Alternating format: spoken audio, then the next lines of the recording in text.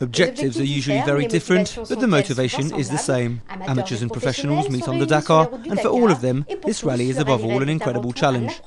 Here's what they have to say. Fantastic landscapes, a fast-paced race and an exceptionally difficult adventure. This is what the racers are looking for on the Dakar, more than victory in itself, although it's not so true for constructors and professional drivers. And that's the beauty of this event, the blend of professionals and amateurs battling it out in an epic race.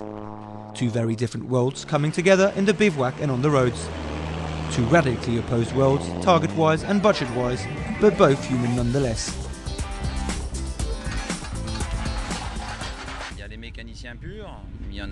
There are experienced mechanics, 3 per car, and moreover there's an electrician, a coach and a storeman.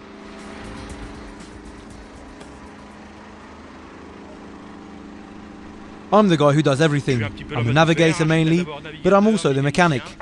But the biggest difference between pros and amateurs is in terms of financing, especially assistance-wise. We've got everything in the trucks. A car which works equals about 3 cars worth of spare parts in the truck.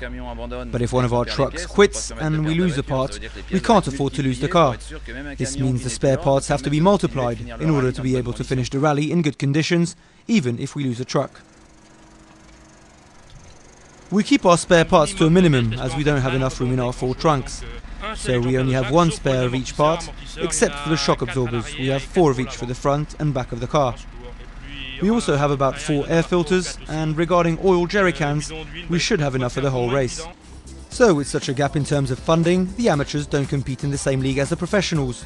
The Dakar is even harder for them, as a normal day doesn't end when they arrive at the bivouac, but after the mechanical and technical checkup at night. But that's also what they come and get from the Dakar. On Monday we drove for 24 hours, so we only had 3 hours to rest. We went to have some coffee, we didn't even have time to shower. And yet all we wanted was to get back in the car and run the next stage. The budget, it's nothing. It's a privilege being here because it's the only race in the world, I think, where amateurs can compete alongside professionals. We get to see how good we rate against the pros. We might have a small budget compared to them, but my God do we enjoy ourselves out there. Thierry Sabine has always been fond of this aspect of the Dakar, an amateur race where pros are tolerated, and not the other way round.